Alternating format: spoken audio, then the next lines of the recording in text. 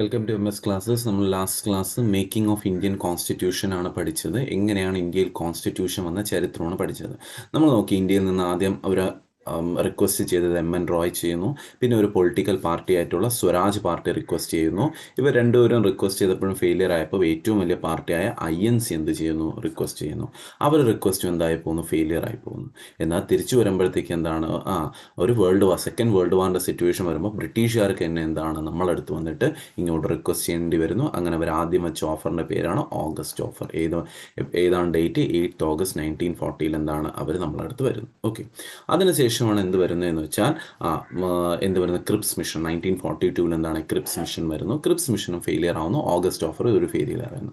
എന്നാൽ അതിനുശേഷം ബ്രിട്ടീഷ് ഒരു പുതിയ ഗവൺമെൻറ് വരുന്നു, പുതിയ പ്രൈം മിനിസ്റ്റർ വരുന്നു, ക്ലെമന്റ് ആറ്റ്ലി എന്ന് പറയുന്നത്. അപ്പോൾ ക്ലെമന്റ് ആറ്റ്ലി എന്ത് മിഷൻ ഇവിടെ അയച്ചെന്ന് വെച്ചാൽ ക്യാബിനറ്റ് മിഷൻ പ്ലാനിനെ ഇന്ത്യയിൽ അയച്ചു.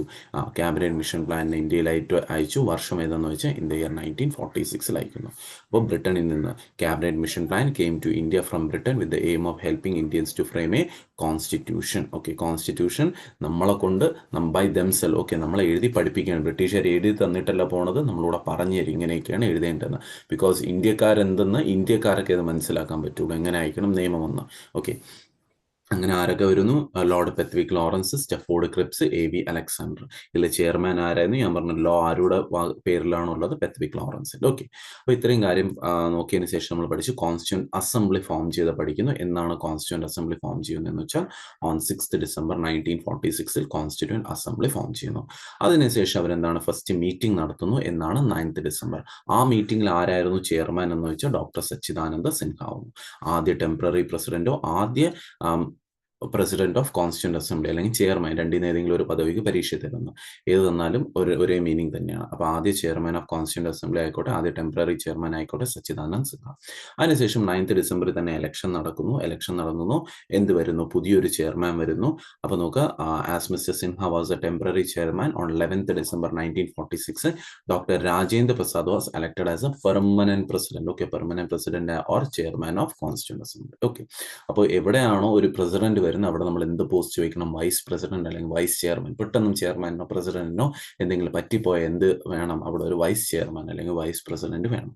അങ്ങനെ കോൺസ്റ്റിറ്റ്യൂന്റ് അസംബ്ലിയുടെ വൈസ് ചെയർമാൻ അല്ലെങ്കിൽ വൈസ് പ്രസിഡന്റ് ആരായിരുന്നു വെച്ചാൽ ദാറ്റ് വാസ് HC മുഖർജി അല്ലെങ്കിൽ ഹരിന്ദർ കുമാർ മുഖർജി എന്ന് പറയും. ഓക്കെ, HC മുഖർജി എന്ന് പഠിച്ചാൽ മതി, ഹരിന്ദർ കുമാർ മുഖർജി എന്ന് പഠിക്കണം. ഓക്കെ, അങ്ങനെ വൈസ് പ്രസിഡന്റ് ആയിരുന്നു HC മുഖർജി എന്ന് പറയുന്ന വ്യക്തി. വളരെ ഇമ്പോർട്ടൻ്റ് ആയിട്ടുള്ള ഫാക്റ്റാണ്. അപ്പോൾ ഇങ്ങനെ ഇരിക്കുമ്പോഴത്തേക്കും കോൺസ്റ്റിറ്റ്യൂന്റ് അസംബ്ലിയിൽ ആ സമയത്തെ INC പ്രസിഡന്റ് നോക്കാം. ഞാൻ പറഞ്ഞു കോൺഗ്രസ് എന്ന് പറഞ്ഞാൽ ഓടിക്കൊണ്ടിരിക്കുകയാണ്. 1885 മുതൽ എന്താണ് കോൺഗ്രസ് ഇവിടെ ഉണ്ട്. ഇന്നും 2022 വരെ എന്താണ് അതേ സെയിം കോൺഗ്രസ്. ഞാൻ നിങ്ങളോട് ചോദിക്കുകയാണ്, അന്ന് കാണുന്ന കോൺഗ്രസ് തന്നെയാണോ ഇന്ന് കാണുന്ന കോൺഗ്രസ് എന്ന് ചോദിച്ചാൽ അത് ഉത്തരം തന്നെ പറയണം. ആ കോൺഗ്രസ് 85 വന്ന കോൺഗ്രസ് തന്നെയാണ് ഇന്ന് 2022 ഉള്ള കോൺഗ്രസ്. വ്യത്യാസമൊന്നുമില്ല. നേതാക്കന്മാരും അതിൻ്റെ കണ്ടീഷനും മാറിപ്പോയെന്നേ ഉള്ളൂ. ബാക്കി പാർട്ടിക്ക് ഒരു വ്യത്യാസവും വന്നിട്ടില്ല. അങ്ങനെ എല്ലാ വർഷവും അവർക്ക് എന്താണ് സെഷൻ നടക്കാറുണ്ട്. ഓരോ സെഷനും എന്താണ് അവർക്ക് ഒരു പ്രസിഡന്റും ഉണ്ടായിരിക്കും. അങ്ങനെ കോൺസ്റ്റിറ്റ്യൂന്റ് അസംബ്ലി വന്ന സമയത്ത് 1946 ഡിസംബർ 26 വന്ന സമയത്ത് ആരായിരുന്നു കോൺസ്റ്റിറ്റ്യൂന്റ് അസംബ്ലിയുടെ പ്രസിഡന്റ് എന്ന് ചോദിച്ചാൽ that was Acharya JB Kripalani. Acharya JB Kripalani ആയിരുന്നു എന്തെന്ന് പറയുന്നത് കോൺസ്റ്റിറ്റ്യൂന്റ് അസംബ്ലിയുടെ ആ സമയത്തെ പ്രസിഡന്റ് എന്ന് പറയുന്നത് ആചാര്യ JB കൃപലാനി ആയിരുന്നു. ഓക്കെ, ഈ കാര്യം ഓർത്ത് വയ്ക്കണം. അല്ലെങ്കിൽ ഈ കോൺസ്റ്റിറ്റ്യൂന്റ് അസംബ്ലി ഫോം ചെയ്തിട്ട് ആരാണ് ആദ്യമായിട്ട് അവിടെ നിന്ന് സംസാരിച്ചത് അല്ലെങ്കിൽ ആദ്യമായിട്ടാണ് അഡ്രസ്സ് ചെയ്യുന്നത്? ഒരിക്കലും ഒരു ബ്രിട്ടീഷുകാരനെ നമ്മൾ വിളിക്കാൻ പോകുന്നില്ല. ബിക്കോസ് അത് നമുക്ക് വേണ്ടിയിട്ടുള്ള ഒരു സഭയാണ്. അപ്പം നമ്മളിൽ നിന്ന് ഒരാൾ വരണം. അപ്പോൾ അന്ന് നോക്കുമ്പോൾ ഇത് ഉദ്ഘാടനം ചെയ്യാൻ പറ്റിയ വ്യക്തി ആരെന്ന് നോക്കുമ്പോൾ അന്ന് ഇന്ത്യയിലെ ഏറ്റവും വലിയ പാർട്ടി INC, ആ പാർട്ടിയുടെ ആ വർഷത്തെ പ്രസിഡന്റ് ആയിട്ട് ആരിയിരിക്കുന്നു? ആചാര്യ JB കൃപലാനി. അപ്പോൾ അതേ ആചാര്യ JB കൃപലാനി എന്ത് ചെയ്യുന്നു? വന്നിട്ട് അഡ്രസ്സ് ചെയ്യാനായിട്ട് പറയുന്നു. Okay, he addressed constituent assembly address ചെയ്തത് അദ്ദേഹമാണ്. ഓക്കെ, ക്ലിയർ ആണല്ലോ? ഇത് ഇത്രയും ഫാക്ട്സ് ആണ് നമ്മളിവിടെ പഠിച്ചത്. ഒരു ബിഗിനിങ് ആയിട്ട് നമ്മൾ കോൺസ്റ്റിറ്റ്യൂന്റ് അസംബ്ലിയുടെ മേക്കിംഗ് ഓഫ് കോൺസ്റ്റിറ്റ്യൂഷൻ നമ്മൾ പഠിക്കുന്നത്. ഇനിയാണ് ഇതിൻ്റെ മുമ്പിലോട്ടുള്ള കാര്യം പഠിക്കാൻ പോകുന്നത്. നമ്മൾ അതെങ്ങനെയാണ് വരുന്നതെന്ന് വെച്ചാൽ ശ്രദ്ധിക്കുക. നോക്കുക, കോൺസ്റ്റിറ്റ്യൂന്റ് അസംബ്ലി ബ്രിട്ടീഷുകാർ നമുക്ക് എന്താണ് ഫോം ചെയ്ത് തന്നു. ഇന്ത്യക്കകത്ത് എന്താണ് ഒരു അസംബ്ലി ഫോം ആയി കഴിഞ്ഞു. ഇനി അവരിരുന്നിട്ട് എന്ത് തയ്യാറാക്കിയാൽ മതി? ഒരു നിയമം, ഒരു കോൺസ്റ്റിറ്റ്യൂഷൻ ഇന്ത്യക്ക് വേണ്ടി തയ്യാറാക്കിയാൽ മതി. അപ്പോൾ ഇന്ത്യക്ക് സ്വാതന്ത്ര്യം തരാനായിട്ട് ഒരു ഡേറ്റും ഇട്ടു ക്ലെമന്റ് ആറ്റ്ലി. February 20th 1948 എന്ന് പറഞ്ഞ ഡേറ്റ് കിട്ടുക. അപ്പോൾ ഇന്ത്യക്കാര് അവരുടെ ഒറിജിനൽ സ്വഭാവം കാണിച്ചു തുടങ്ങി. ഇന്ത്യക്കാർ എന്ത് ചെയ്തു തുടങ്ങിയെന്ന് വെച്ചാൽ ഇന്ത്യക്കാരുടെ ഉള്ളിൽ സ്ഥാനങ്ങൾക്ക് എന്താണ് ഒരുപാട് മോഹം വന്നു. ഇന്ത്യക്കാർ എന്ത് ചെയ്യാൻ തുടങ്ങി? എല്ലാവരും വന്നിട്ട് പറയുന്നു, എനിക്ക് കോൺസ്റ്റിറ്റ്യൂന്റ് അസംബ്ലിയുടെ ഭാഗമാവണം, എനിക്ക് കോൺസ്റ്റിറ്റ്യൂന്റ് അസംബ്ലിയുടെ ഭാഗമാവണം എന്ന് പറഞ്ഞാൽ ഇന്ത്യക്കകത്തുനിന്ന് പലയിടത്തുനിന്ന് എന്താണ് ആൾക്കാർ വന്നു തുടങ്ങി. അപ്പോൾ ബ്രിട്ടീഷുകാർ ഇതെല്ലാം കണ്ടുകൊണ്ടിരിക്കുകയാണ്. അപ്പോൾ അവരൊക്കെ മനസ്സിലായി, ചുമ്മാ എല്ലാവന്മാർക്ക് സ്വാതന്ത്ര്യം കിട്ടാത്ത ഈ ഒരു സ്വഭാവം കാരണമാണ് ഇത്രയും കാലം അടിമയായിട്ട് ജീവിച്ചതെന്ന്.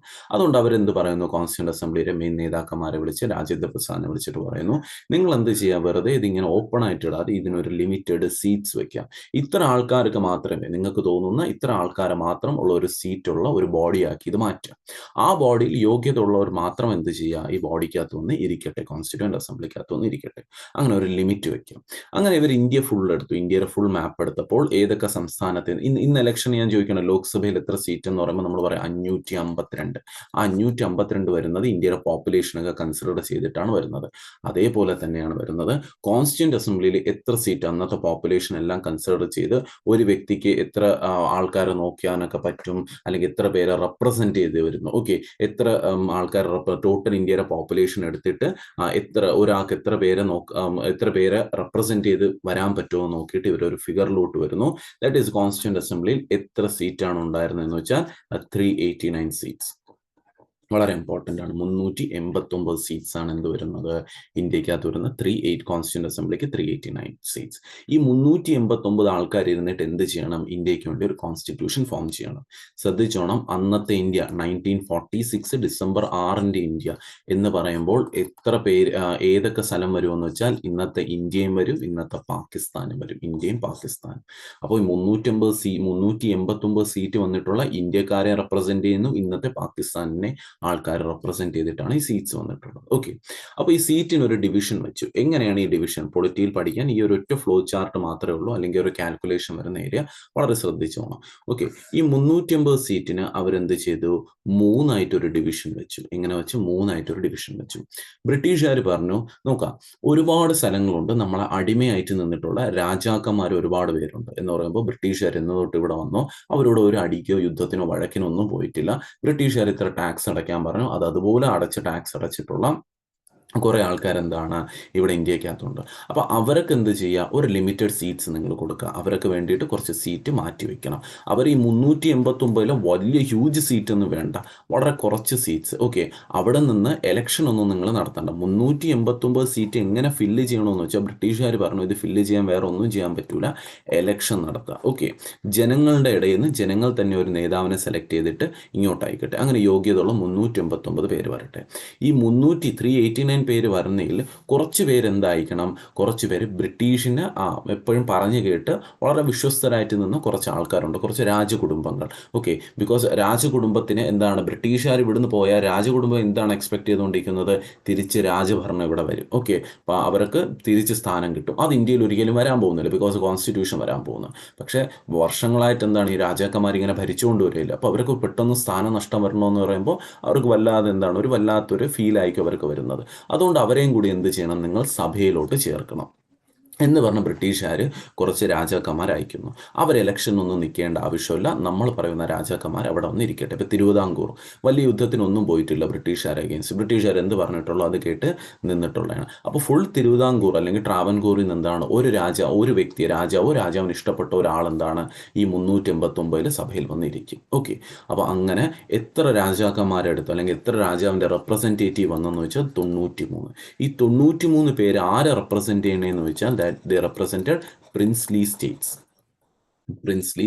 എന്ന് പറയുമ്പോൾ ഒരു കാലത്ത് രാജാക്കന്മാരായിരുന്ന ആൾക്കാരാണ് ഈ 93 പേര്. അവർ നോർമൽ ഇലക്ഷന് പോയി നിൽക്കാൻ പോകുന്നില്ല, അവർ ഡയറക്റ്റ് ആയിട്ട് വരുന്നു. 389 93 ഒന്നും ചെയ്യാൻ പോകുന്നില്ല. ഇവരെല്ലാവരും ഒരു സഖ്യമായിട്ട് നിന്നാൽ പോലും 200 കൂടുതൽ ആൾക്കാരെന്താണ് ഇവരെ കയ്യിലുണ്ട്. ഓക്കെ, അതുകൊണ്ട് വലിയ ഇമ്പാക്റ്റ് ഒന്നും തരാൻ പോകുന്നില്ല. പേരിന് റെപ്രസെൻറ്റേഷൻ ആയിട്ട് മാത്രം ഈ 93 പേരെ ഇട്ടു. ഓക്കെ, ഈ 389ന് 93 പോയാൽ ബാക്കി വരുന്ന സീറ്റ്സ് എത്രയെന്ന് വെച്ചാൽ 296 സീറ്റ്സ്, 296 സീറ്റ്സ് ആണ് എന്ത് വരാൻ പോകുന്നത്, ബാക്കി വരാൻ പോകുന്നത്. മെജോറിറ്റി ആരെടുത്താണ്? 296ന് തന്നെയാണ് വരുന്നത്. ഈ 296ന് വീണ്ടും ഒരു ഡിവിഷൻ വന്നു. എങ്ങനെയെന്ന് വെച്ചാൽ ഇപ്പം ഞാൻ പറയുന്നത് ഇന്ത്യ എന്നുള്ള രാജ്യം കൺസിഡർ ചെയ്യണേ. ഞാൻ ചോദിക്കുന്നത് ഇന്ത്യ എന്താണ്? ഇന്ത്യയിൽ എന്തൊക്കെ വിഭാഗങ്ങളുണ്ടെന്ന് വെച്ചാൽ നിങ്ങൾ പറയും ഇന്ത്യക്കകത്ത് 28 സ്റ്റേറ്റ്സ് ഉണ്ട്.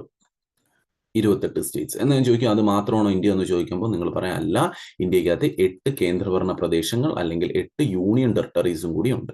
ഇത് ഇത്രയാണ് ഇന്ത്യ എന്ന് പറയുന്നത്. ഇന്ത്യയുടെ ബൗണ്ടറി ഞാൻ ചോദിക്കുകയാണെങ്കിൽ നിങ്ങൾ പറയും 28 സ്റ്റേറ്റ്സും ഇവിടെ ഉണ്ട്, 8 യൂണിയൻ ടെറിട്ടറീസും എന്താണ് ഇവിടെ കിടപ്പുണ്ട്, ഇതാണ് ഇന്ത്യ എന്ന് പറയും. അപ്പോൾ അതുപോലെ തന്നെ അന്നത്തെ ഇന്ത്യ എടുക്കുമ്പോഴും അവിടെ എന്തുണ്ടായിരുന്നു, സ്റ്റേറ്റ്സ് ഉണ്ടായിരുന്നു. പക്ഷെ അന്ന് അതിനെ സ്റ്റേറ്റ്സ് എന്നല്ല വിളിച്ചിരുന്നത്, ബ്രിട്ടീഷ് പ്രോവിൻസസ് എന്നാണ് വിളിച്ചിരുന്നത്. എന്തെന്നാണ് വിളിച്ചിരുന്നത്, ബ്രിട്ടീഷ് പ്രോവിൻസ്. സംസ്ഥാനത്തിന്റെ പണ്ടത്തെ പേരായിരുന്നു പ്രോവിൻസ് എന്ന് പറയും. ഇപ്പോഴാണ് സ്റ്റേറ്റ്സ്, ഇന്ത്യ സ്വാതന്ത്ര്യമായതിനു ശേഷമാണ് സ്റ്റേറ്റ്സ് എന്ന് വിളിക്കുന്നത്. അതിനു മുമ്പ് പ്രോവിൻസസ് എന്ന് വിളിക്കും. ഇന്ന് കേന്ദ്രഭരണ പ്രദേശങ്ങൾ എന്ന് വെച്ചാൽ പൂർണ്ണമായിട്ടും ഒരു സംസ്ഥാനമാക്കാം, ഒരു സ്റ്റേറ്റ് ആക്കാനുള്ള പോപ്പുലേഷൻ ഒന്നോ ഏരിയ ഒന്നും ഇല്ലാത്ത സ്ഥലത്തിനെയാണ് നമ്മൾ യൂണിയൻ ടെറിട്ടറീസ് എന്ന് വിളിക്കുന്നത്. പണ്ട് അതിനെ വിളിച്ചിരുന്ന പേരായിരുന്നു chief commissioner area. Chief commissioners area. Chief commissioner എന്ന് പറയുമ്പോൾ ഇന്ന് യൂണിയൻ ടെറിട്ടറി ഭരിക്കുന്നത് ഗവർണർ, ലെഫ്റ്റനന്റ് ഗവർണർ, അഡ്മിനിസ്ട്രേറ്റർ എന്നൊക്കെ പറഞ്ഞുള്ള പോസ്റ്റ് ആണെങ്കിൽ പണ്ട് ഒരൊറ്റ പോസ്റ്റാണ് ഭരിച്ചിരുന്നത് ചീഫ് കമ്മീഷണർ എന്ന വ്യക്തി. അപ്പൊ അദ്ദേഹം ചെന്നിരിക്കുന്ന ഏരിയ ചീഫ് കമ്മീഷണർ ഏരിയ എന്ന് വിളിക്കും. ബാക്കി സ്ഥലങ്ങൾ എന്തെന്നാണ് വിളിച്ചിരുന്നത്, ബ്രിട്ടീഷ് പ്രോവിൻസസ് എന്നാണ് വിളിച്ചിരുന്നത്. എന്തെന്ന് വിളിക്കും, ബ്രിട്ടീഷ് പ്രോവിൻസസ് എന്ന് വിളിക്കുമായിരുന്നു. ഓക്കെ, ഇനി ശ്രദ്ധിച്ചോണം, ഈ 296 വരുന്ന ഡിവിഷൻ എങ്ങനെയാണ് വരുന്നത്. ഓക്കെ, ഡിവിഷൻ വരുന്നത് മൊത്തം നോക്കാം, 93 സ്റ്റേറ്റ്സ് നാട്ടുരാജ്യങ്ങൾക്ക് പ്രിൻസ്ലി സ്റ്റേറ്റ്സിന് പോയി, ബാക്കി 296 ഉണ്ട്. അതിൽ 292 സീറ്റ്സ് എന്താണ് വരുന്നത്, ബ്രിട്ടീഷ് പ്രോവിൻസസ് എന്ന് പറയുമ്പോൾ ഇന്നത്തെ സംസ്ഥാനങ്ങളിൽ നിന്ന് വരും. ചീഫ് കമ്മീഷണർ ഏരിയയിൽ നിന്ന് 4 സീറ്റ്സ് ആണ് വരുന്നത്. ചീഫ് കമ്മീഷണർ ഏരിയയിൽ നിന്ന് 4 സീറ്റ്സ്. അപ്പൊ 389 സീറ്റ്സിന്റെ ഡിവിഷൻ ശ്രദ്ധിച്ചോണം. 292 seats from British provinces, proper election വഴി തന്നെ വരേണ്ടത്. 4 പ്ലേസസ് ഫ്രം യൂണിയൻ ടെറിട്ടറീസ് അല്ലെങ്കിൽ ചീഫ് കമ്മീഷൻ ഏരിയ, അതും പ്രോപ്പർ എലക്ഷൻ തന്നെയാണ് നടക്കാൻ പോകുന്നത്. ബാക്കി വരുന്നത് 93 എന്ന് പറയുമ്പോൾ പ്രിൻസ്ലി സ്റ്റേറ്റ്സ്. നോക്കാം, ഇന്ത്യ സ്വാതന്ത്ര്യമാകുമ്പോൾ ഇന്ത്യയിൽ എത്ര പ്രിൻസ്ലി സ്റ്റേറ്റ്സ്, നാട്ടുരാജ്യങ്ങൾ, കുഞ്ഞു കുഞ്ഞു നാട്ടുരാജ്യങ്ങളാണ്. 565 നാട്ടുരാജ്യങ്ങളുണ്ട്. തിരുവിതാംകൂർ, മലബാർ, കൊച്ചി, മദ്രാസ് ഇങ്ങനെയൊക്കെ കൂട്ടി പോകുമ്പോൾ 565 നാട്ടുരാജ്യങ്ങളുണ്ടായിരുന്നു. എല്ലാം ചെറിയ ചെറിയ നാട്ടുരാജ്യങ്ങൾ. അതിൽ നിന്ന് വെറും 93 പേരെ അയച്ചിട്ടുള്ളൂ. ഓക്കെ, ബാക്കി ഇത്രയും പേരും എലക്റ്റഡ് ആയിട്ട് വരാൻ പോകുന്ന ആൾക്കാരാണ്. അപ്പൊ ഇതായിരുന്നു ടോട്ടൽ ഫിഗർ. ഈ ഒരു ഫ്ലോ ചാർട്ട് പഠിച്ചിരിക്കണം നിങ്ങൾ, ബിക്കോസ് ഇത് വളരെ ഇമ്പോർട്ടൻ്റ് ആയിട്ട് വരും. ഓക്കെ, അപ്പൊ അതിനുശേഷം എന്ത് സംഭവിക്കുമെന്ന് വെച്ചാൽ ഈ 389 സീറ്റ്സിന് വേണ്ടി ഇനി എലക്ഷൻ നടക്കും. 93 എലക്ഷൻ ഇല്ല. എലക്ഷൻ എത്ര എടുത്ത് മാത്രമേ നടക്കാൻ പോകുന്നുള്ളൂ, 296. എലക്റ്റഡ് ആയിട്ട് വരുന്നവർക്ക് തന്നെയായിരിക്കും പവറും കൂടുതൽ. ബ്രിട്ടീഷുകാർ അതും പറഞ്ഞിരുന്നു, ജയിച്ച് വരാൻ പോകുന്നവർക്ക് തന്നെയായിരിക്കും 93 നോമിനേഷൻ. ഈ 93 എന്ന് പറയുന്നത് എന്തെന്ന് വെച്ചാൽ ദിസ് വാസ് എ നോമിനേഷൻ. ഇവർക്ക് എലക്ഷൻ ഒന്നുമില്ല. ബ്രിട്ടീഷുകാർക്ക് മാത്രമല്ല ഇന്ത്യക്കാരോടും ചോദിക്കും, നിങ്ങൾക്ക് ഇഷ്ടമുള്ള രാജാക്കന്മാരെ ഇവിടെ പ്ലേസ് ചെയ്യാന്ന് പറയും. അപ്പൊ പരീക്ഷയ്ക്ക് ഒരു ചോദ്യമാണ്, ഏറ്റവും കൂടുതൽ നോമിനേഷൻസ് എവിടെ നിന്ന്, ഏത് സംസ്ഥാനത്തിൽ നിന്നാണ് ഏറ്റവും കൂടുതൽ നോമിനേഷൻസ് വന്നതെന്ന് വെച്ചാൽ that was from Mysore. Okay, ഇന്നത്തെ കർണാടകയുടെ പണ്ടത്തെ പേര് മൈസൂർ ആണ്. 1973 വരെ മൈസൂർ എന്നാണ് അറിയപ്പെട്ടിരുന്നത്. ഓക്കെ, അപ്പോൾ മൈസൂർ എന്ന് പറയുന്ന സംസ്ഥാനത്തിൽ നിന്നായിരുന്നു ഏറ്റവും കൂടുതൽ എന്ത് വന്നത്, നോമിനേഷൻസ് വന്നിട്ടുള്ളത്. ഓക്കെ, എന്നാൽ ഏറ്റവും കൂടുതൽ എലക്റ്റഡ് സീറ്റ്സ്, ഏറ്റവും കൂടുതൽ ആൾക്കാർ നിന്ന് മത്സരിച്ചത് ഏത് സ്ഥലത്ത് നിന്ന് വെച്ചാൽ ദാറ്റ് ഈസ് ഫ്രം UP, ഉത്തർപ്രദേശിൽ നിന്നാണ്. So most number of elected seats ഏറ്റവും കൂടുതൽ വന്നത് that was from Uttar Pradesh. Most nomination was from Mysore. ഈ 2 പോയിന്റ് നോട്ട് ചെയ്തണം. ഓക്കെ,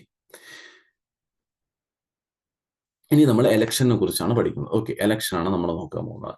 ഇലക്ഷനെ കുറിച്ച് വരുമ്പോഴത്തേക്കും നോക്കിയോണം, അപ്പൊ 389 എത്രയിൽ മാത്രമാണ് ഇലക്ഷൻ നടക്കാൻ പോകുന്നത്, 296 മാത്രമേ ഇലക്ഷൻ നടക്കുള്ളൂ. ഈ 296 ഇലക്ഷൻ നടക്കാൻ പോകുമ്പോഴത്തേക്കും ഇന്ത്യയിലെ 2 മേജർ പാർട്ടീസ് ആണ് ഇലക്ഷന് നിൽക്കാൻ പോകുന്നത്. ഒന്ന് ഞാൻ പറഞ്ഞു, that is INC, Indian national Congress. രണ്ടാമത്തെ പാർട്ടി ഏതെന്ന് വെച്ചാൽ that was Indian Muslim league എന്ന് പറയും. ഏതായിരുന്നു പാർട്ടി, ഇന്ത്യൻ മുസ്ലിം ലീഗ് എന്ന് പറയും, ഇന്ത്യൻ മുസ്ലിം ലീഗ്. ഓക്കെ, ഞാൻ ചോദിക്കുകയാണ്, അതേ കോൺഗ്രസ് ആണോ അന്ന് 85 കണ്ട അതേ കോൺഗ്രസ് ആണോ ഇന്ന് ഇന്ത്യക്കകത്തെന്ന് വെച്ചാൽ തീർച്ചയായിട്ടും ആ കോൺഗ്രസ് തന്നെയാണ് ഇന്ത്യക്കകത്തുള്ള. ഈ ഇന്ത്യൻ മുസ്ലിം ലീഗ് എന്ന് പറയുന്നത് അന്ന് പണ്ട് ഇത് വരുന്നത് 1906 എന്താണ് ഈ പാർട്ടി വരുന്നത്, മുസ്ലിം ലീഗ് വരുന്നത്. ആ 1906 വന്ന ഈ മുസ്ലിം ലീഗ് തന്നെയാണോ ഇന്ന് ഇന്ത്യയിലെ എല്ലായിടത്തൊന്നുമില്ല, കേരളത്തിൽ, എവിടെ, ആന്ധ്രാപ്രദേശ്, ഹൈദരാബാദിലൊക്കെ മെയിനായിട്ട് കോൺസെൻട്രേറ്റ് ചെയ്തിരിക്കുന്ന ഈ മുസ്ലിം ലീഗ് തന്നെയാണോ ഇന്ന് കാണുന്ന മുസ്ലിം ലീഗ് എന്ന് ചോദിച്ചാൽ ഒരിക്കലും അല്ല കേട്ടോ. 1906 വന്ന ഇന്ത്യൻ മുസ്ലിം ലീഗ് എന്ന് പറയുന്നത് വേറെ, ഇന്ന് ഇന്ത്യക്കകത്ത് കാണുന്ന മുസ്ലിം ലീഗ് വേറെ. ഓക്കെ, ഇത് ഈ ഇടയ്ക്ക് വന്ന പാർട്ടിയാണ് ഇന്ത്യക്കകത്ത് ഇപ്പം കാണുന്ന മുസ്ലിം ലീഗ് എന്ന് പറയുന്നത്. പണ്ടുണ്ടായിരുന്ന ഇന്ത്യൻ മുസ്ലിം ലീഗ് എന്ന് പറയുന്നത് എന്തിനു വേണ്ടി ഫൈറ്റ് ചെയ്തതാണ്, പാകിസ്ഥാൻ എന്ന് പറയുന്ന രാജ്യം വേണമെന്ന് പറഞ്ഞ് ഫൈറ്റ് ചെയ്തതാണ്. ലാസ്റ്റിൽ ഇവർക്ക് എന്ത് നടന്നു, ഇവരുടെ ഡിമാൻഡ് നടന്നു, എവിടെ പോകുന്നു, പാകിസ്ഥാനും കൊണ്ട് പോകുന്നു. ആ മുസ്ലിം ലീഗ് വേറെ, ഇന്ന് ഇന്ത്യയിൽ കാണുന്ന മുസ്ലിം ലീഗ് വേറെ, രണ്ടും തമ്മിൽ വ്യത്യാസമുണ്ട്. ഓക്കെ, അപ്പോൾ നോക്കുക, ഇലക്ഷന് വേണ്ടി രണ്ട് പാർട്ടീസാണ് നിൽക്കുന്നത്. INC മുസ്ലിം ലീഗും കൂടിയാണ് മത്സരിക്കാൻ നിൽക്കുന്നത്. അപ്പോൾ ഇലക്ഷൻ നടക്കാൻ പോവുകയാണ്. ഇലക്ഷൻ നടക്കാൻ പോയപ്പോൾ അതിന് മുമ്പ് തന്നെ 1930 ആയപ്പം തന്നെ എന്ത് ഡിമാൻഡ് വന്നു? പാകിസ്ഥാൻ വേണം, പാകിസ്ഥാൻ വേണം. അവർക്ക് ഇന്ത്യയും ബ്രിട്ടീഷ് സ്വാതന്ത്ര്യം ഒന്നും അറിയണ്ട, ഇന്ത്യൻ ഫ്രീഡം ഫൈറ്റേഴ്സിനെ കുറിച്ച്. ഒരു കാലത്ത് ഇന്ത്യയെ INC, ഓക്കെ, കോൺഗ്രസ് രണ്ടായിട്ട് പിരിഞ്ഞു. നമ്മൾ ഇന്ത്യൻ ഹിസ്റ്ററി പഠിക്കും. 1907 എത്തുമ്പോൾ കോൺഗ്രസ് രണ്ടായിട്ട് പോകും, രണ്ട് വിഭാഗമായിട്ട് പോകും. അതിനെ ചേർക്കാൻ നിന്ന ഒരു പാർട്ടി ഏതെന്ന് വെച്ചാൽ മുസ്ലിം ലീഗിലെ ഏറ്റവും ഇമ്പോർട്ടന്റ് നേതാവായ മുഹമ്മദ് അലി ജിന്നയാണ്. ഒരു കാലത്ത് രണ്ടായിട്ട് പോയ കോൺഗ്രസിനെ ഒരുമിച്ച് ചേർക്കും, കോൺഗ്രസിനെ മുസ്ലിം ലീഗിനെ ഒരുമിച്ചാക്കും ജിന്ന. അതേ ജിന്നയാണ് 1930 എത്തുമ്പോൾ എന്തിനു വിളിക്കും? പാകിസ്ഥാൻ വേണോ. ഓക്കെ, ഒരു സമയത്ത് symbol of unity, Sarojini Naidu Muhammad Ali ജിന്നെ സിമ്പിൾ ഓഫ് യൂണിറ്റി എന്ന് വിളിക്കും. ഹിന്ദു മുസ്ലിം യൂണിറ്റിയുടെ ചിഹ്നമാണ് താങ്കൾ എന്ന് വിളിക്കും. അതേ ജിന്ന മതത്തിന്റെ പേരിൽ രണ്ട് രാജ്യം ക്രിയേറ്റ് ചെയ്യാൻ വേണ്ടി ഡിമാൻഡ് ചെയ്യും. അപ്പോൾ 1930 തൊട്ട് ഇവർ കിടന്ന് ഡിമാൻഡ് ചെയ്തുകൊണ്ട് നിൽക്കുകയാണ്. അങ്ങനെ നിന്നപ്പോഴാണ് 1946 ആയപ്പോൾ ബ്രിട്ടീഷുകാർ ഇങ്ങനെ അവകാശങ്ങളൊക്കെ തരാം, കോൺസ്റ്റിറ്റ്യൂഷൻ എല്ലാം ഉണ്ടെന്നൊക്കെ പറയുന്നത്. അങ്ങനെ നിന്നപ്പോൾ ഇവർ നോക്കി, അവസാനമായിട്ടൊരു ട്രൈ ചെയ്ത് നോക്കാം, ഈ രാജ്യം മുറിഞ്ഞു പോവാതെ മാക്സിമം ഇവിടെ തന്നെ നിന്ന് നമുക്ക് എങ്ങനെ ഭരണം പിടിക്കാൻ നോക്കാമെന്ന് മുസ്ലിം ലീഗ് തീരുമാനിക്കുന്നു. അപ്പോൾ അവർ നോക്കിയപ്പോൾ ഫ്രണ്ടിൽ എത്ര സീറ്റുണ്ട്? 296 സീറ്റുണ്ട്. ഈ 296 സീറ്റിൽ ഒരു 150 സീറ്റ് അവരെ കയ്യിൽ കിട്ടിയ, 150 സീറ്റ് എന്ന് പറയുമ്പോൾ ഓൾമോസ്റ്റ് ഹാഫിൽ കൂടുതലുണ്ട്, 150 സീറ്റോളം ഇവരെ കയ്യിൽ കിട്ടിയ ഭരണം ആരെ കയ്യിൽ വരും? മുസ്ലിം ലീഗിൻ്റെ കയ്യിൽ വരും. എങ്ങനെയായിരിക്കണം ഇന്ത്യൻ കോൺസ്റ്റിറ്റ്യൂഷൻ എന്ന് എഴുതി തീരുമാനിക്കാൻ പോകുന്നതാണ് കോൺസ്റ്റിറ്റ്യൂന്റ് അസംബ്ലി. ആ കോൺസ്റ്റിറ്റ്യൂന്റ് അസംബ്ലിയിൽ 150 സീറ്റ് കിട്ടണമെന്ന് വെച്ചാൽ ഇന്ത്യൻ ഭരണഘടന, ഇന്ത്യൻ കോൺസ്റ്റിറ്റ്യൂഷൻ എങ്ങനെ ആയിക്കണമെന്ന് ആര് തീരുമാനിക്കും? മുസ്ലിം ലീഗിന് തീരുമാനിക്കാൻ പറ്റും. അങ്ങനെ എന്ത് സംഭവിച്ചെന്ന് വെച്ചാൽ ഇവർ ഇലക്ഷന് നിൽക്കാൻ തയ്യാറാവും. അവർ പറയുന്നത് ഇപ്പം പാകിസ്ഥാനുള്ള ഡിമാൻഡെല്ലാം മാറ്റി വെച്ചിട്ട് അതൊന്നുമല്ല ഇപ്പോഴത്തെ ആവശ്യം എന്ന് പറഞ്ഞിട്ട് അവർ എന്തിനു വേണ്ടി ഡിമാൻഡ് ചെയ്യുന്നു? അവർ ഇലക്ഷന് നിൽക്കാം. അപ്പോൾ അവർ ഇലക്ഷന് നിൽക്കാൻ നോക്കിയപ്പോൾ 150 സീറ്റുണ്ട്. ഈ 150 സീറ്റ് അവർ മിനിമം 150 സീറ്റ് എങ്കിലും അവർക്ക് നേടാമെന്ന് അവർ വിചാരിച്ചു. അവർ വിചാരിച്ചത് ഇന്ന് കാണുന്ന പാകിസ്ഥാൻ്റെ ഏരിയ, അവിടുന്ന് കംപ്ലീറ്റ് വോട്ട് മുസ്ലിം ലീഗിന് കിട്ടാം. പിന്നെ എവിടെയാണ്? ഉത്തർപ്രദേശിൽ ഹൈ പോപ്പുലേഷൻ ഉണ്ട്, മുസ്ലിം ലീഗിനെ സപ്പോർട്ട് ചെയ്തുകൊണ്ട് ആ വോട്ട് കിട്ടാം. ബംഗാൾ പ്രോവിൻസ്, ഓക്കെ, ബംഗാൾ എന്ന് പറയുമ്പോഴത്തേക്കും എന്തും കൂടി വരും? ബാംഗ്ലാദേശും കൂടി കിടപ്പുണ്ട്. ഓക്കെ, അപ്പോൾ അവിടെ നിന്നുള്ള കംപ്ലീറ്റ് വോട്ട് നേടാം. ഹൈദരാബാദ് എന്നുള്ള സംസ്ഥാനമുണ്ട്, ഓക്കെ, ഇന്നത്തെ ആന്ധ്രാപ്രദേശ് കൈമാറി, ആന്ധ്രാപ്രദേശ് തെലങ്കാനയായിട്ട് കിടക്കുന്നത്, അവിടുന്ന് ഒരുപാട് വോട്ട് പിടിക്കാം. അപ്പോൾ ഈ ഏരിയാസ് മാത്രം മതി സുഖമായിട്ട് എന്ത് നേടാൻ? ഈ 150 എന്ന് പറഞ്ഞ ഫിഗർ നേടാം. അപ്പോൾ മുസ്ലിം ലീഗിന് വളരെ വിശ്വാസമായിരുന്നു 150 സീറ്റ് നേടും. INCക്ക് വിശ്വാസം കുറവായിരുന്നു. INC നോക്കിയപ്പോഴത്തേക്കും ഇതൊരു അഫക്റ്റ് ചെയ്യും തീർച്ചയായിട്ടും. ഓക്കെ, പക്ഷേ ഇതെല്ലാം മൈൻഡ് ചെയ്യാതെ എന്താണ് INC എന്തിലോട്ട് വന്നു? ഇലക്ഷനിലോട്ട് വരുന്നു. 296 സീറ്റിന് ഇലക്ഷൻ നടന്നപ്പോൾ ഇലക്ഷൻ റിസൾട്ടാണ് ഞാൻ പറയാൻ പോകുന്നത്. ഓക്കെ, ഇത് നോട്ട് ചെയ്തോണം. ഇലക്ഷൻ റിസൾട്ട് എന്തായി മാറുമെന്ന് വെച്ചാൽ ആര് ജയിച്ചു എന്ന് വെച്ചാൽ വലിയൊരു ജയത്തോടെ കോൺഗ്രസ് ജയിച്ചു. മുസ്ലിം ലീഗിന് ഒരു തിരിച്ചടി വന്നു. കോൺഗ്രസ് പോലും പ്രതീക്ഷിക്കാത്ത ഒരു ജയം കിട്ടുന്നു. എത്ര സീറ്റ്സ് നേടുന്നു? 296-ൽ 208 സീറ്റ്സ് ആര് നേടുന്നു? ഇന്ത്യൻ നാഷണൽ കോൺഗ്രസ് നേടുന്നു. 150 പ്രതീക്ഷിച്ച മുസ്ലിം ലീഗ് വെറും 73 സീറ്റ്സിലോട്ട് എന്താണ് ഒതുങ്ങുന്നു. പകുതി സീറ്റ് പോലും കിട്ടാതാവുന്നു. എന്നാൽ ഇൻഡിപെൻഡന്റ് പാർട്ടി, കുറേ സ്വതന്ത്രന്മാർ, നമ്മളെപ്പോഴും എന്താണ് സ്വതന്ത്രന്മാർ നിൽക്കാറുണ്ട്, ഇപ്പോഴും നിൽക്കാറുണ്ട്, പണ്ടേ നിൽക്കാറുണ്ട്. സ്വതന്ത്രന്മാരെല്ലാം കൂടി ചേർന്ന് എത്ര സീറ്റാണെന്ന് വെച്ചാൽ 15 സീറ്റ്സ് എന്താണ് അവർ നേടുന്നു. ഈ 15 പിന്നെ ആരോടെ തന്നെയായിരിക്കും നിൽക്കുന്നത്? INCയുടെ തന്നെയായിരിക്കും നിൽക്കുന്നത്. ഓക്കെ, അങ്ങനെ എന്ത് ചെയ്യുന്നു? ഹ്യൂജ് വിജയം INCക്ക് വരുന്നു. ഇതും കൂടി കഴിഞ്ഞപ്പോൾ മുസ്ലിം ലീഗ് ഉറപ്പിച്ചു ഇനി നിന്നിട്ട് കാര്യമില്ല. ഈ 73 സീറ്റ്സ് നമുക്കുണ്ടെങ്കിൽ പോലും എന്താണ് ഈ 290-നകത്ത് ഒരു വ്യത്യാസവും നമുക്ക് വരുത്താൻ പറ്റൂല. അതുകൊണ്ട് നമുക്ക് എന്ത് ചെയ്യാം? വീണ്ടും നമ്മളുടെ ഡിമാൻഡ് തന്നെ സ്റ്റാർട്ട് ചെയ്യാം. വി വോണ്ട് പാകിസ്ഥാൻ എന്നുള്ള ഡിമാൻഡ് സ്റ്റാർട്ട് ചെയ്തുകൊണ്ട് ഇവർ നിന്നു. ലാസ്റ്റ് അവർ പോകുന്നു. അപ്പോൾ ഇവർ, നിങ്ങൾ ശ്രദ്ധിച്ചോണം, കോൺസ്റ്റിറ്റ്യൂന്റ് അസംബ്ലി വരുന്ന 1946 ഡിസംബർ 6-നാണ് വരുന്നത്. അന്ന് വന്നപ്പോൾ കോൺസ്റ്റിറ്റ്യൂന്റ് അസംബ്ലിക്ക് എത്ര സീറ്റ്സ് എന്ന് ചോദിച്ചാൽ ടോട്ടൽ സീറ്റ്സ് കോൺസ്റ്റിറ്റ്യൂന്റ് അസംബ്ലിയിൽ 389 സീറ്റ്. ഇത് എഴുതി പഠിച്ചോണം, 389 സീറ്റ്. അതിൻ്റെ ഡിവിഷൻ നമ്മൾ പഠിച്ചു. ഓക്കെ, അതിൻ്റെ ഡിവിഷൻ വെറുതെ ഒന്ന് പറഞ്ഞ് 389 സീറ്റ്സിൻ്റെ division 292 British provinces, 4 seats chief commissioner area, ബാക്കി വരുന്ന 93 സീറ്റ്സ് പ്രിൻസ്ലി സ്റ്റേറ്റ്സ്. ഈ 296-ൽ ഇലക്ഷൻ നടന്നപ്പോൾ ആരാണ് ഏറ്റവും കൂടുതൽ സീറ്റ് കൊണ്ടുവന്നത്? കോൺഗ്രസ് 208 സീറ്റ്സ്. ക്ലിയർ ആണല്ലോ? ഓക്കെ, അങ്ങനെ നിന്നപ്പോഴത്തേക്കും ഈ സ്വാതന്ത്ര്യത്തിന് മുമ്പ് എന്ന് പറയുമ്പോൾ കോൺസ്റ്റിറ്റ്യൂന്റ് അസംബ്ലി ഫോം ചെയ്ത് 1946 ഡിസംബർ 6-ന് ഫോം ചെയ്തു 389 സീറ്റ്സ് മാറ്റും. എന്നാൽ ഇതിനുശേഷം മുസ്ലിം ലീഗ് വെറുതെ ഇവിടെ നിന്നു, എങ്ങനെയെങ്കിലും ഇൻഡിപെൻഡന്റ് ഇവിടെ ആവട്ടെ, നമുക്ക് സ്വാതന്ത്ര്യം കിട്ടട്ടെ, ഓക്കെ, ബ്രിട്ടീഷുകാർ ഇപ്പോൾ സ്വാതന്ത്ര്യം കൊടുക്കാൻ പോകുന്നുണ്ടല്ലോ, അപ്പോൾ നമുക്കും കൂടി കിട്ടും എന്ന് ഉറപ്പിച്ചു നിന്നു. 1947 ഓഗസ്റ്റ് 15 രാത്രി നമുക്ക് കിട്ടുന്ന സ്വാതന്ത്ര്യം, 14 തീയതി അവർക്ക് കിട്ടുന്ന സ്വാതന്ത്ര്യം പാകിസ്ഥാനും. അങ്ങനെ സ്വാതന്ത്ര്യം വന്നപ്പോഴത്തേക്കും നമ്മളെ കോൺസ്റ്റിറ്റ്യൂന്റ് അസംബ്ലി എത്ര സീറ്റ്സ് ആയിരുന്നു? 389 സീറ്റ്സ്. ഇതിൻ്റെ അകത്ത് ആരൊക്കെ പെടും? ഇന്ത്യ എന്ന് പറയുന്ന രാജ്യത്തിലെയും സീറ്റ് ഉണ്ട്, പ്ലസ് ആരുടെ സീറ്റും കൂടി ഉണ്ട്? പാകിസ്ഥാന്റെ സീറ്റ്സും കൂടി ഉണ്ട്. രണ്ടും കൂടി ആഡ് ചെയ്താണ് 389 എന്ന് പറയുന്നത്. ഓക്കെ, പെട്ടെന്ന് അപ്പോൾ കോൺസ്റ്റിറ്റ്യൂന്റ് അസംബ്ലി നോക്കാം, ഒരിടത്ത് നമ്മൾ കോൺസ്റ്റിറ്റ്യൂഷൻ ഇരുന്ന് എഴുതിക്കൊണ്ടിരിക്കുകയാണ്, ഒരു സ്ഥലത്ത് കോൺസ്റ്റിറ്റ്യൂഷൻ ഈ ഡേറ്റ് മുതൽ എന്താണ് ഇരുന്ന് എഴുതി തയ്യാറാക്കിക്കൊണ്ടിരിക്കുകയാണ്. ഒരു സൈഡിലാണ് പെട്ടെന്ന് നമുക്ക് എന്ത് കിട്ടിയത്? ഫ്രീഡം കിട്ടിയത്, സ്വാതന്ത്ര്യം കിട്ടി. സ്വാതന്ത്ര്യം കിട്ടിയപ്പോൾ എന്ത് സംഭവിച്ചെന്ന് വെച്ചാൽ ഈ സ്ഥലം നമുക്ക് ഇനി ഇല്ല. അപ്പൊ ഈ ഇല്ലാത്ത സ്ഥലത്തിന് വേണ്ടി നമ്മൾ ഇനി നിയമം എഴുതണോ? അല്ലെങ്കിൽ നമ്മളൊരു നിയമം എഴുതി ഇവരൊക്കെ കൊടുത്താൽ, ഈ സ്ഥലത്തിനും കൂടി നിങ്ങൾ നമ്മളെ തന്നെ കോൺസ്റ്റിറ്റ്യൂഷൻ ഫോളോ ചെയ്തെന്ന് പറഞ്ഞ് എഴുതി കൊടുത്താൽ ഇവരത് ഫോളോ ചെയ്യും? ഇവർ ഒരിക്കലും ചെയ്യില്ല. ഇവർ അവരെ കോൺസ്റ്റിറ്റ്യൂഷൻ പോലും ഫോളോ ചെയ്യാത്ത ആൾക്കാരാണ് പാകിസ്ഥാനിലുള്ളവർ. പിന്നെ നമ്മളെ കോൺസ്റ്റിറ്റ്യൂഷൻ ഫോളോ ചെയ്യും? ഒരിക്കലും ചെയ്യാൻ പോകുന്നില്ല. അങ്ങനെ എന്ത് ചെയ്തു? ഈ സീറ്റ്സ് എന്ത് ചെയ്തു? കട്ട് ചെയ്തു. അവിടുന്ന് പോകുമ്പോഴത്തേക്കും രണ്ട് രാജ്യമായി, ഇനി അവർക്ക് വേണ്ടി നമ്മൾ എഴുതണ്ട, ഇനി അവർ നമ്മളെ ഭാഗമല്ല എന്ന് പറഞ്ഞാൽ എന്താണ്? ഇതങ്ങ് തിരിക്കുന്നു. തിരിച്ചപ്പോൾ കോൺസ്റ്റിറ്റ്യൂന്റ് അസംബ്ലി, ഓക്കെ, അപ്പോൾ പരീക്ഷ ചോദിക്കും, after independence how many seats does constituent assembly had? Constituent അസംബ്ലിക്ക് സ്വാതന്ത്ര്യത്തിന് ശേഷം എത്ര സീറ്റ്സ് ഉണ്ടായിരുന്നു എന്ന് വെച്ചാൽ ദാറ്റ് വാസ് 299 സീറ്റ്സ് ആണ് ഉണ്ടായിരുന്നത്. ഓക്കെ, അപ്പോൾ ശ്രദ്ധിച്ചോണം, 90 സീറ്റോളം പോയി. ഓക്കെ, അപ്പോൾ ആഫ്റ്റർ ഇൻഡിപെൻഡൻസ്, അപ്പോൾ before independence how many seats that constituent assembly had എന്ന് വെച്ചാൽ that was 389. After independence how many seats that constituent assembly had എന്ന് വെച്ചാൽ ദാറ്റ് വാസ് 299. വളരെ ഇമ്പോർട്ടൻ്റ് ആണ്. അതിൻ്റെ സീറ്റ് ഷെയർ ഒന്നും പഠിക്കേണ്ട ആവശ്യമില്ല. ഇലക്ഷൻ കഴിഞ്ഞാണ്, അതിൻ്റെ ഒന്നും പഠിക്കേണ്ട ആവശ്യമില്ല. ഓക്കെ, ഇവിടെ നമ്മൾ പഠിക്കേണ്ടത് ഹൗ മെനി, പിന്നെ ഒരു ഇലക്ഷൻ ഒന്നും നടത്തിയിട്ടില്ല, ഒറ്റ തവണ ഇലക്ഷൻ നടത്തിയിട്ടുള്ളൂ 359, 299 ഇലക്ഷൻ ഒന്നും നടത്തിയിട്ടില്ല. ബിഫോർ ഇൻഡിപെൻഡൻസും ആഫ്റ്റർ ഇൻഡിപെൻഡൻസ് ഉള്ള സീറ്റ് ഷെയർ അറിഞ്ഞു വെച്ചിരിക്കുക. ഓക്കെ, ക്ലിയർ ആണല്ലോ. ഇത് ഇത്രയാണ് എന്തെന്ന് പറയുന്നത് കോൺസ്റ്റിറ്റ്യൂന്റ് അസംബ്ലി. അപ്പോൾ ആദ്യം 389 പേരെ വെച്ച് നിയമം എഴുതാൻ തുടങ്ങി, പിന്നെ 299 പേരെ വെച്ച് നിയമം എഴുതാൻ തുടങ്ങി. ആ നിയമം എഴുതി വന്നതിന് ശേഷമാണ് എന്ത് നമുക്കൊരു നിയമപുസ്തകം കിട്ടുന്ന, അതിൻ്റെ ഡീറ്റെയിൽ ആണ് നമ്മൾ പഠിക്കുന്നത്. അപ്പോൾ നോക്കുക, ഞാൻ പറഞ്ഞ കാര്യങ്ങളാണ് ഇവിടെ എഴുതിയിട്ടുള്ളത്. കോൺസ്റ്റിറ്റ്യൂന്റ് അസംബ്ലി എന്ന് പറയുമ്പോൾ എന്താണ്? അതിന് മുമ്പ് ഈ കാര്യങ്ങളൊന്ന് നോക്കണം. ദാറ്റ് ഈസ് നമ്മൾ പറഞ്ഞ കാര്യങ്ങൾ തന്നെയാണ്. That is total strength of constituent assembly fixed by cabinet. Cabinet fix ചെയ്ത ടോട്ടൽ സീറ്റ് 359.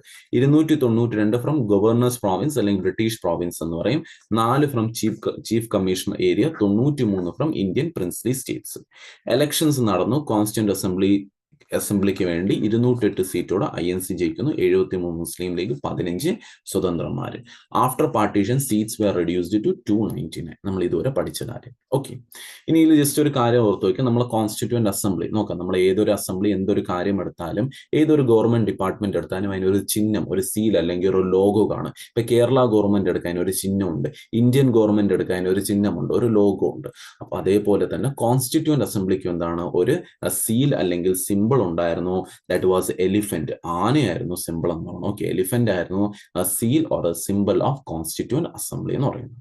ഓക്കെ, ഇനി നോക്കുക, കോൺസ്റ്റിറ്റ്യൂന്റ് അസംബ്ലി പറഞ്ഞ കാര്യമാണ്. Was partly elected. 296 seat election, partly nominated, 93 seat nomination. Okay, അപ്പൊ ഈ കാര്യങ്ങളാണ് ബാക്കി പറഞ്ഞിട്ടുള്ളത്. അപ്പോൾ നമുക്ക് ഇവിടെ നോട്ട് ചെയ്യേണ്ടത് ഇനി എന്താണ്? കോൺസ്റ്റിറ്റ്യൂന്റ് അസംബ്ലി ഇരുന്ന് എഴുതാൻ പോകുന്നു. കോൺസ്റ്റിറ്റ്യൂന്റ് അസംബ്ലി എന്ത് ചെയ്തെന്ന് വെച്ചാൽ ഈ ഉണ്ടായിരുന്ന ടോട്ടൽ സീറ്റ്സിനെ കുറച്ച് കമ്മിറ്റികളായിട്ട് ഡിവൈഡ് ചെയ്തു. ഓക്കെ, എന്തായിട്ട് ഡിവൈഡ് ചെയ്തു? കുറച്ച് കമ്മിറ്റീസ് ഫോം ചെയ്തു. എന്ന് വെച്ചാൽ ഈ എല്ലാ പേരും ഒരു ജോലി ചെയ്യാതെ എല്ലാവരെയും ഓരോ വർക്ക് വെച്ച് ഡിവൈഡ് ചെയ്തു. ഒരു ഗ്രൂപ്പിൻ്റെ കൂടെ പറഞ്ഞു നിങ്ങൾ പോയിട്ട് ഇന്ത്യക്ക് വേണ്ടി എന്ത് കണ്ടുപിടിക്കുക? ഒരു നാഷണൽ ഫ്ലാഗ് കണ്ടുപിടിക്കുക. ഒരു ഗ്രൂപ്പിൻ്റെ കൂടെ പറഞ്ഞു നിങ്ങൾ പോയിട്ട് എന്ത് കണ്ടുപിടിക്കുക? ഇന്ത്യക്ക് വേണ്ടി ഒരു നാഷണൽ ലാംഗ്വേജ് കണ്ടുപിടിക്കുക. ഒരു ഗ്രൂപ്പിൻ്റെ കൂടെ എന്ത് പറഞ്ഞു? ഇന്ത്യക്ക് വേണ്ട എഡ്യൂക്കേഷൻ്റെ കാര്യങ്ങൾ കണ്ടുപിടിക്കുക. ഓക്കെ, ഒന്നിനു വേണ്ടി പറഞ്ഞു നിങ്ങൾ പോയിട്ട് ഇന്ത്യയുടെ പവറിൻ്റെ കാര്യം, എന്തൊക്കെ പവേഴ്സ് വേണം? ഓക്കെ, യൂണിയൻ പവേഴ്സ്, കേന്ദ്ര ഗവൺമെൻറ് വരുമ്പോൾ എന്തൊക്കെ പവേഴ്സ് വേണം? സംസ്ഥാന ഗവൺമെൻറ്, സ്റ്റേറ്റ് വരുമ്പോൾ അതിന് എന്തൊക്കെ പവർ കൊടുക്കണം? ഓക്കെ, എന്നിട്ട് ഇന്ത്യക്ക് വേണ്ട ഒരു വ്യക്തിക്ക് വേണ്ട മൗലിക അവകാശങ്ങൾ, ഫണ്ടമെൻ്റൽ റൈറ്റ്സ്, ഒരു ഇന്ത്യക്കാരനാണെങ്കിൽ ആ വ്യക്തിക്ക് ലഭിക്കേണ്ട ബേസിക് റൈറ്റ്സ് എന്തൊക്കെ? ഇതിനെല്ലാം വേണ്ടിയിട്ട് ഇങ്ങനെ കുറേ കമ്മിറ്റീസ് ഡിവൈഡ് ചെയ്തു. അപ്പോൾ പരീക്ഷയിൽ ചോദിക്കും എത്ര കമ്മിറ്റീസാണ് എന്താണ് ഇവിടെ ഉണ്ടായിരുന്നത്? കോൺസ്റ്റിറ്റ്യൂന്റ് അസംബ്ലിയിൽ എത്ര കമ്മിറ്റീസ് ഉണ്ടായിരുന്നു എന്ന് ചോദിച്ചാൽ ടോട്ടൽ 22 കമ്മിറ്റീസ് ഉണ്ടായിരുന്നു. ഈ പോയിന്റ് മാത്രം ഇവിടെ നോട്ട് ചെയ്ത് വയ്ക്കുക. There were total divided 22 committees, അല്ലെങ്കിൽ the constituent assembly was divided into 22 committees. 22 കമ്മിറ്റീസിലോട്ട് കോൺസ്റ്റിറ്റ്യൂന്റ് അസംബ്ലി എന്ത് ചെയ്തു?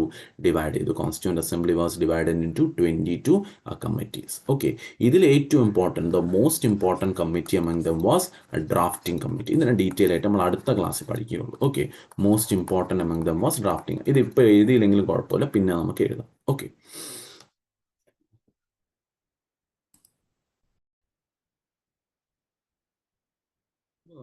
അപ്പം നമ്മൾ പഠിച്ചു ഇത്ര കമ്മിറ്റീസ് ഉണ്ട്, നമ്മൾ പഠിച്ചു. ഇനി നോക്കുക, ഞാൻ പറഞ്ഞു 389 പേരാണ് ഇവിടെ ഉള്ളത്. ഓക്കെ, 389 ആൾക്കാരാണ് എന്തുള്ളത് ഇവിടെ 389 ആൾക്കാരാണ് മൊത്തം എന്താണ് ഇവിടെ ഭരിക്കാനായിട്ട് ഇരിക്കുന്നത്. ഈ 389 പേര് ഇവിടെ വന്നിട്ടുള്ള ആൾക്കാരിൽ എത്ര പേർക്ക് നിയമത്തിനെ കുറിച്ച് അറിയായിരിക്കും? ഇപ്പോൾ ഫോർ എക്സാമ്പിൾ നോക്കുക, ഇപ്പൊ കൺസിഡർ ചെയ്യാം, എന്താണെന്നെടുക്കുക, ഇപ്പം തിരുവനന്തപുരം. ഓക്കെ, തിരുവനന്തപുരത്ത് നിന്ന് ഒരാൾ മത്സരിച്ചിട്ടുണ്ട്. ഈ തിരുവനന്തപുരത്തിലോട്ട് മത്സരം വന്നപ്പോൾ 2 പേരായിരിക്കും നിന്നിട്ടുള്ളത്. ഓക്കെ, ഇലക്ഷന് 2 പേര്, ഒരാൾ INC നിന്നിട്ടുണ്ട്, ഒരാൾ മുസ്ലിം ലീഗിൽ നിന്നിട്ടുണ്ടെന്ന് വയ്ക്കാം. ഈ INCയിലുള്ള വ്യക്തി എന്ത് ചെയ്യുക? ഒരു ഹിന്ദു ആയിട്ടുള്ള ആളെന്ന് വയ്ക്കാം. മുസ്ലിം ലീഗിൽ നിന്ന് വന്ന വ്യക്തി ഒരു മുസ്ലിം ആണെന്ന് കൺസിഡർ ചെയ്യാം. എന്നാൽ INC പലയിടത്തും മുസ്ലിം ലീഗിന് കോമ്പീറ്റ് ചെയ്യാനായിട്ട് മുസ്ലിം തന്നെയാണ് കോമ്പറ്റീഷൻ ഒക്കെ നടന്നിട്ടുള്ളത്. ഓക്കെ, അതൊക്കെ ഇന്ത്യൻ ഹിസ്റ്ററിയിൽ നമ്മൾ പഠിക്കും. അപ്പോൾ ഒരു ഹിന്ദു ആയിട്ടുള്ള കാൻഡിഡേറ്റിൽ നിന്നും മുസ്ലിം ആയിട്ടുള്ള കാൻഡിഡേറ്റിൽ നിന്നും, അപ്പൊ ഇവർ തമ്മിലാണ് മത്സരം നടക്കാൻ പോകുന്നത്. ആര് തിരുവനന്തപുരം സീറ്റിലോട്ട് ചെന്നിട്ട് കോൺസ്റ്റിറ്റ്യൂന്റ് അസംബ്ലിയിട്ട്, തിരുവനന്തപുരം ഒന്നുമില്ല, തിരുവിതാംകൂർ ആണെന്ന്, അപ്പൊ ഏതോ ഒരു സീറ്റ് ആയിക്കോട്ടെ, എക്സാമ്പിൾ ആയിട്ട് എടുത്തോളാം. അപ്പൊ ഇങ്ങനെ നിൽക്കുമ്പോഴത്തേക്കും ഈ ഹിന്ദു കാൻഡിഡേറ്റിന് നിയമത്തിനെ കുറിച്ച് ഒരു പിടിപാടും, നിയമം എന്തെന്നോലും അറിഞ്ഞോളൂ. ഈ മുസ്ലിം കാൻഡിഡേറ്റ് എന്നാണ്, അദ്ദേഹം ഒരു അഡ്വക്കേറ്റ് ആണെന്ന് വയ്ക്കുക, ഒരു വക്കീലാണെന്ന് വയ്ക്കുക. പക്ഷെ ഇദ്ദേഹം നിൽക്കുന്ന ഏരിയ ഒരു ഹിന്ദു മെജോറിറ്റി ഏരിയ എന്ന് എടുക്കാം. ഓക്കെ, ഒരു ഹിന്ദു മെജോറിറ്റി ഏരിയ ആണ്. ഓക്കെ, ഹിന്ദു മെജോറിറ്റി ഏരിയയിൽ വന്ന് നിൽക്കുമ്പോഴത്തേക്കും ഹിന്ദു പോപ്പുലേഷൻ കൂടുതലുള്ള ഏരിയ വന്ന് നിൽക്കുകയാണ്. ആൾക്കാർ കൂടുതലും ആരൊക്കെയായിരിക്കും വോട്ട് ചെയ്തിട്ടുള്ള?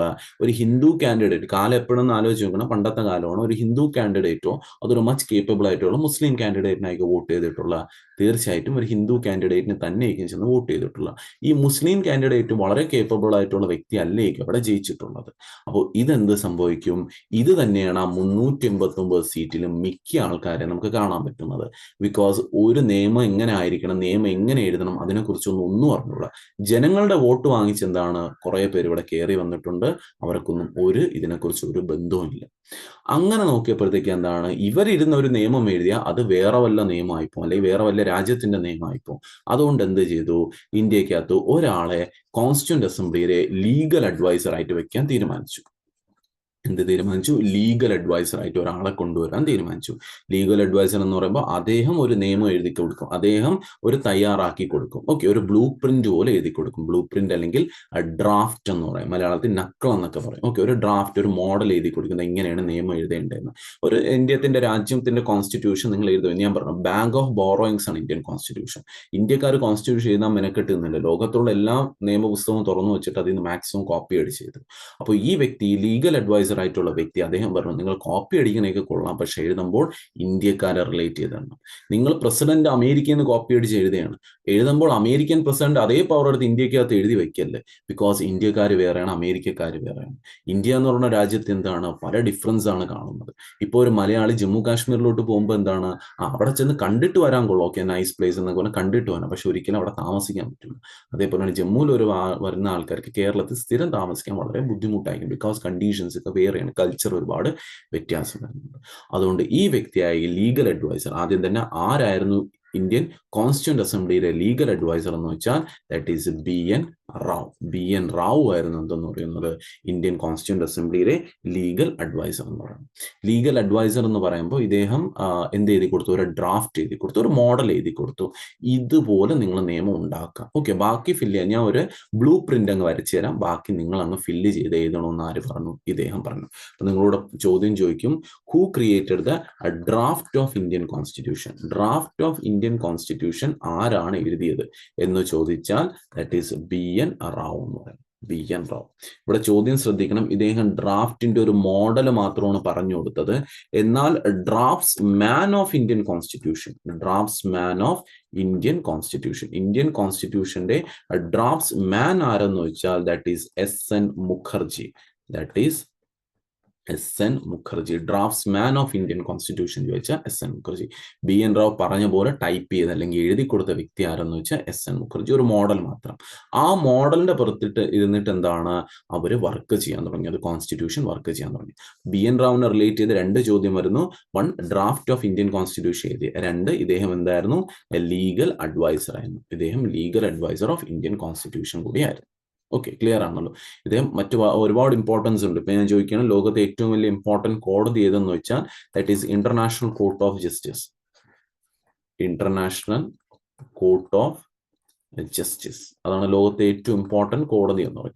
ഇന്റർനാഷണൽ കോർട്ട് ഓഫ് ജസ്റ്റിസിന്റെ ആദ്യമായിട്ട് ഒരു ഇന്ത്യക്കാരൻ പോകുന്നത്, the first Indian to be part of international court of justice. 2 രാജ്യങ്ങൾ തമ്മിൽ തർക്കം, ഫോർ എക്സാമ്പിൾ ചൈനയും പാകിസ്ഥാനും തമ്മിൽ ഒരു തർക്കമാണെങ്കിൽ ആ കേസ് എവിടെ കേൾക്കുമെന്ന് വെച്ചാൽ അത് പാകിസ്ഥാന്റെ സുപ്രീം കോടതിയിലും കേൾക്കൂല, ചൈനയുടെ സുപ്രീം കോടതിയിലും കേൾക്കൂല. അത് എവിടെയാണ് കേൾക്കുന്നത്, ഇന്റർനാഷണൽ കോർട്ട് ഓഫ് ജസ്റ്റിസിലാണ് കേൾക്കുന്നത്.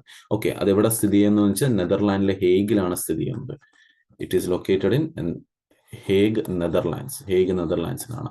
അവിടെ ആദ്യമായിട്ട് ഒരു ഇന്ത്യക്കാരൻ പോകുന്നു. The first Indian to be part of international court of Justice ആരെന്ന് വെച്ചാൽ ബി എൻ റാവു.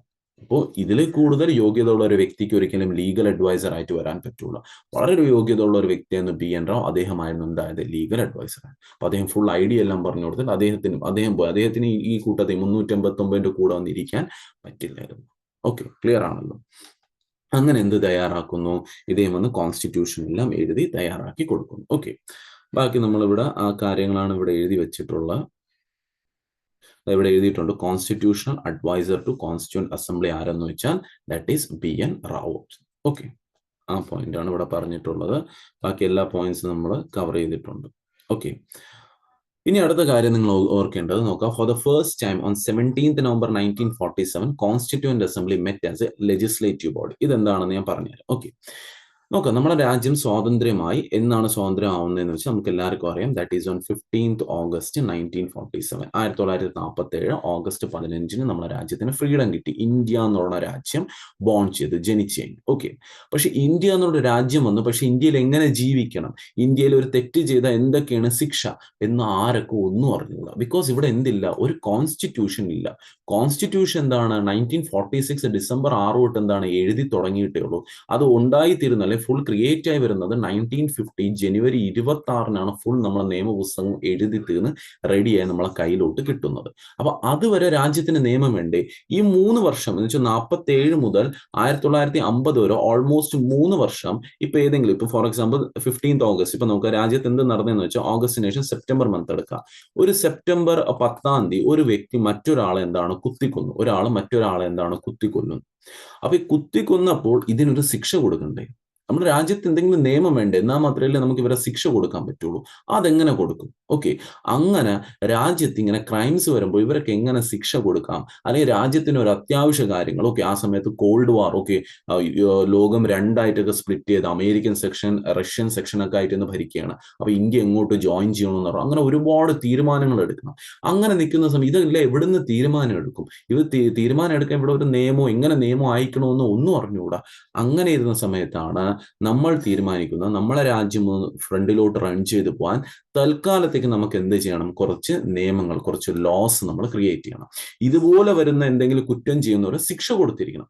രാജ്യത്ത് നിയമം ഇല്ല എന്ന് പറഞ്ഞ് തെറ്റ് ചെയ്യാത്തവർക്ക് ശിക്ഷ കൊടുക്കാതിരിക്കാൻ പറ്റൂ? തെറ്റ് ചെയ്യുന്നവർക്ക് നമ്മൾ എന്താണ് ശിക്ഷ കൊടുത്തിരിക്കണം. ഇവിടെ പുസ്തകം തയ്യാറായില്ല എന്നേ ഉള്ളൂ, പക്ഷെ ചെയ്ത തെറ്റിന് ശിക്ഷ കൊടുത്തിരിക്കണം. അങ്ങനെ എന്ത് തീരുമാനിച്ചു എന്ന് വെച്ചാൽ നമുക്ക് എന്ത് ഫോം ചെയ്യാം, തൽക്കാലത്ത് നിയമങ്ങളെല്ലാം ക്രിയേറ്റ് ചെയ്യാനായിട്ട് നമുക്കൊരു ലെജിസ്ലേറ്റീവ് അസംബ്ലി ഫോം ചെയ്യാം. എന്ത് ഫോം ചെയ്യാം? A legislative assembly. അപ്പൊ ഈ ലെജിസ്ലേറ്റീവ് അസംബ്ലി എന്ത് തീരുമാനിക്കുമെന്ന് വെച്ചാൽ ഇവിടെ ഒരു താൽക്കാലിക ഗവൺമെന്റ് വരട്ടെ. ബിക്കോസ് എങ്ങനെ ഈ രാജ്യത്ത് ഒരു ഗവൺമെന്റ് ഫോം ചെയ്യണം, എങ്ങനെ ഇവിടെ ഇലക്ഷൻ നടക്കണം, അതെല്ലാം പഠിക്കണമെങ്കിൽ ഇവിടെ ഒരു നിയമപുസ്തകം തയ്യാറാവണം. അതൊന്നും തയ്യാറായിട്ടില്ല. അതുകൊണ്ട് നമുക്ക് എന്ത് ചെയ്യാം, അത്യാവശ്യം രാജ്യം ഒന്ന് ഒട്ടിച്ചു പോകാം. നമ്മളൊരു കോൺസ്റ്റിറ്റ്യൂഷൻ തയ്യാറാവും വരെ തൽക്കാലത്തേക്കൊന്ന് രാജ്യം ഒട്ടിച്ചു പോകാൻ നമുക്കൊരു ലെജിസ്ലേറ്റീവ് അസംബ്ലി ഫോം ചെയ്യാം. അപ്പൊ ഇനി ഒരു ലെജിസ്ലേറ്റീവ് അസംബ്ലി ഫോം ചെയ്യാൻ പുതിയൊരു ബിൽഡിംഗ് കെട്ടാനുള്ള പൈസയൊന്നും ഇന്ത്യക്കാരുടെ അടുത്തില്ല. വളരെ ദാരിദ്ര്യം. നേരത്തെ ഞാൻ പറഞ്ഞു 3% GDP കിടക്കുകയാണ്. അത് ഹ്യൂജ് പോപ്പുലേഷൻ, ഒരുപാട് ഫെമിൻസ് ഫേസ് ചെയ്തു, ഒരുപാട് ദാരിദ്ര്യം ഫേസ് ചെയ്ത് നിൽക്കുന്നു, അസുഖങ്ങൾ ഫേസ് ചെയ്ത് നിൽക്കുന്നു. ഓക്കെ, ഇങ്ങനെ ഫെമിൻ ഇതെല്ലാം കാർഷികമായിട്ട് നഷ്ടം എല്ലാം ആയിട്ട് നിൽക്കുന്ന രാജ്യം പുതിയൊരു ബിൽഡിംഗ് കിട്ടാന്ന് പറഞ്ഞാൽ നടക്കൂല. അതുകൊണ്ട് അവർ എന്ത് ചെയ്തെന്ന് വെച്ചാൽ അവർ തീരുമാനിക്കുന്നു നമുക്കൊരു ബിൽഡിംഗ് ഉണ്ട്, ദാറ്റ് ഈസ് എ പാർലമെന്റ്. ആ പാർലമെന്റിന്റെ അകത്താണ് എന്ത് നടക്കുന്നത്? കോൺസ്റ്റിറ്റ്യൂന്റ് അസംബ്ലി നടക്കുന്നത്. അപ്പൊ എപ്പോഴൊക്കെ കോൺസ്റ്റിറ്റ്യൂന്റ് അസംബ്ലിയുടെ മീറ്റിംഗ് പാർലമെന്റ് അകത്ത് ഇല്ല, ആ സമയങ്ങളിൽ അവിടെ എന്ത് നടക്കും? ലെജിസ്ലേറ്റീവ് അസംബ്ലിയുടെ മീറ്റിംഗ് നടക്കും. അപ്പോൾ കോൺസ്റ്റിറ്റ്യൂന്റ് അസംബ്ലിയുടെ മീറ്റിംഗ് നടക്കുന്ന ദിവസം അതിനെന്തെന്ന് വിളിക്കും? അതിനെ കോൺസ്റ്റിറ്റ്യൂന്റ് അസംബ്ലി എന്ന് വിളിക്കും. കോൺസ്റ്റിറ്റ്യൂന്റ് അസംബ്ലിയുടെ മീറ്റിംഗ് ഇല്ലാത്തപ്പോൾ ആ ഹാൾ നമ്മൾ എന്തെന്ന് വിളിക്കും? ലെജിസ്ലേറ്റീവ് അസംബ്ലി എന്ന് വിളിക്കും. അങ്ങനെ എന്ത് ചെയ്തു? രണ്ടായിട്ട് വർക്ക് ചെയ്യാൻ തുടങ്ങി. ഒന്നില്ലാത്തപ്പോൾ മാത്രം മറ്റൊന്ന് വർക്ക് ചെയ്യും, രണ്ടും കൂടി ഒരുമിച്ച് വർക്ക് ചെയ്യാനായിട്ട് അവിടെ പറ്റില്ല. ഓക്കെ, അങ്ങനെ ഇന്ത്യക്കകത്ത് ലെജിസ്ലേറ്റീവ് അസംബ്ലി എന്ന് ഫോം ചെയ്തതെന്ന് വെച്ചാൽ that is on 17th November 1947. 17th November, മറ്ററിയല്ല 1946, ഇത് 17th November 1946 ഇന്ത്യക്കകത്ത് ലെജിസ്ലേറ്റീവ് അസംബ്ലി ഫോം ചെയ്തത്. കോൺസ്റ്റിറ്റ്യൂന്റ് അസംബ്ലിയുടെ മീറ്റിംഗ് നടക്കുമ്പോൾ അത് ഹെഡ് ചെയ്യാൻ അവിടെ ഒരു പ്രസിഡന്റ് ഉണ്ട്. ആരാണത്? That is Rajendra Prasad, permanent president ആയിട്ട് ഇരിപ്പുണ്ട് അവിടെ. അപ്പൊ ലെജിസ്ലേറ്റീവ് അസംബ്ലി ഹെഡ് ചെയ്യാൻ ആരെങ്കിലും വേണ്ടേ? രാജേന്ദ്ര പ്രസാദ് ഒന്നും ഇരിക്കാൻ പറ്റുള്ളൂ, ബിക്കോസ് അദ്ദേഹത്തിന്റെ ഇപ്പം ജോലി എന്താണ്? കോൺസ്റ്റിറ്റ്യൂന്റ് അസംബ്ലി ഹെഡ് ചെയ്യുക. ലെജിസ്ലേറ്റീവ് അസംബ്ലി ഹെഡ് ചെയ്യുന്ന വ്യക്തിയെ പ്രസിഡന്റ് എന്നല്ല വിളിക്കുന്നത്, സ്പീക്കർ എന്നാണ് വിളിക്കുന്നത്. എന്താണ് വിളിക്കുന്നത്? സ്പീക്കർ. അങ്ങനെ ഇന്ത്യയുടെ ആദ്യ ലെജിസ്ലേറ്റീവ് അസംബ്ലിയുടെ സ്പീക്കർ ആരെന്ന് വെച്ചാൽ that is GV Mavalankar. GV Mavalankar. പിൽക്കാലത്ത് ഇന്ത്യക്കകത്ത് ലോക്സഭ വരുമ്പോൾ ലോക്സഭയുടെ ആദ്യ സ്പീക്കർ ആവുന്നതും GV മാവലങ്കർ തന്നെയാണ്. ഫാദർ ഓഫ് ലോക്സഭ എന്നറിയപ്പെടുന്നതും GV മാവലങ്കർ തന്നെയാണ്. അതെല്ലാം നമ്മൾ ലോക്സഭയിൽ ഡീറ്റെയിൽ ആയിട്ട് പഠിക്കും. ആ സ്പീക്കർ പദവിയിലിരുന്ന് ആദ്യമായിട്ട് മരിച്ചുപോയ സ്പീക്കർ ആരെന്ന് വെച്ചാലും GV മാവലങ്കർ ആണ്. First speaker to die in harness. ഓഫീസിൽ നിന്ന് മരിക്കുന്ന വ്യക്തിയാണ് നമ്മൾ എന്തെന്ന് പറയുന്നത്? Die in harness. ആ പദവിയിലിരുന്ന് മരിച്ച ആദ്യ സ്പീക്കർ ചോദിച്ചാലും that is GV Mavalankar. Okay, അങ്ങനെ ലെജിസ്ലേറ്റീവ് അസംബ്ലി ഫോം ചെയ്ത ഡേറ്റ് വളരെ ഇമ്പോർട്ടന്റ് ആണ്, 17th November 1947. ഓക്കെ, ആ കാര്യമാണ് ഇവിടെ എഴുതിയിട്ടുള്ള. For the first time 17th November 1947 Constituent Assembly met as a legislative body.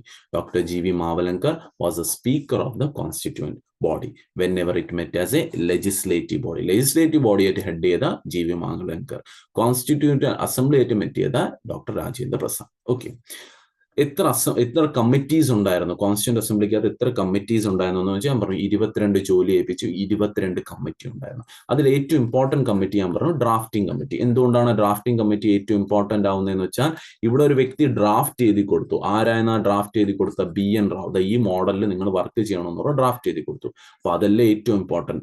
BN Rao എഴുതി കൊടുത്ത ഡ്രാഫ്റ്റിന്റെ പുറത്ത് വർക്ക് ചെയ്യാൻ പോകുന്ന കമ്മിറ്റിയാണ് ഡ്രാഫ്റ്റിംഗ് കമ്മിറ്റി എന്ന് വിളിച്ചത്. അതുകൊണ്ടാണ് it is the most important committee എന്ന് അറിയപ്പെടുന്നത്.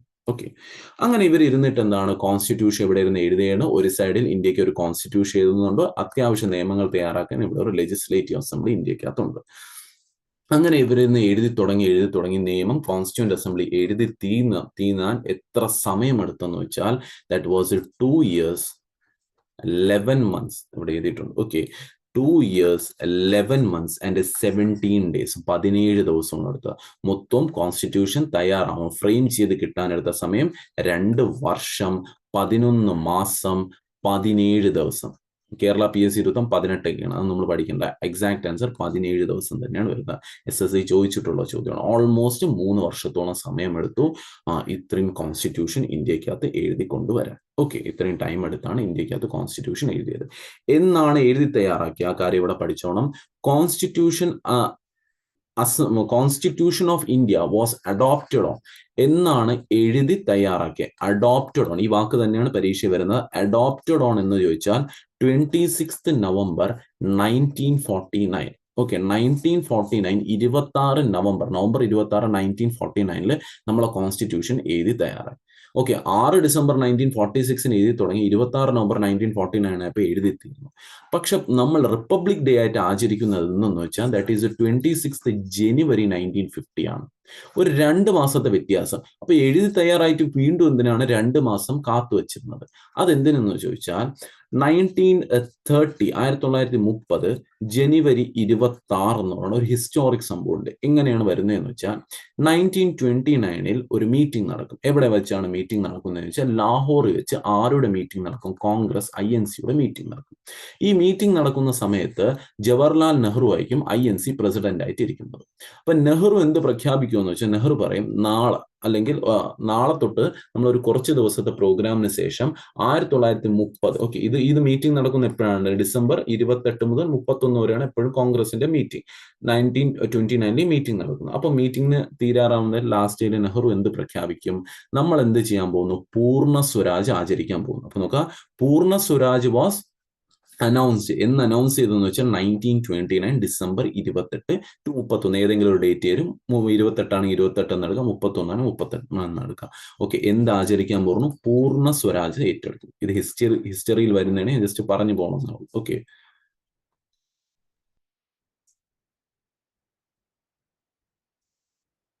ഓക്കെ. അപ്പോൾ നമ്മൾ എന്ത് ആചരിക്കാൻ പോകണം? പൂർണ്ണ സ്വരാജ് ആചരിക്കാൻ പോകണം എന്ന് പറയും. പൂർണ്ണ സ്വരാജ്. പൂർണ്ണ സ്വരാജ് എന്ന് പറയുമ്പോൾ ഇനി നമ്മൾ എന്ത് ചോദിക്കുകയാണ്? പൂർണ്ണമായിട്ട് നമുക്ക് സ്വാതന്ത്ര്യം വേണം. അതിന് മുമ്പ് നമ്മൾ ഡൊമീനിയൻ സ്റ്റാറ്റസ് എങ്കിലും തരാൻ വേണ്ടി പറഞ്ഞു. പിന്നെ നമ്മൾ മാറ്റി നമ്മൾ പറഞ്ഞു പൂർണ്ണമായിട്ട് സ്വാതന്ത്ര്യം വേണം, കംപ്ലീറ്റ് ഇൻഡിപെൻഡൻസ്.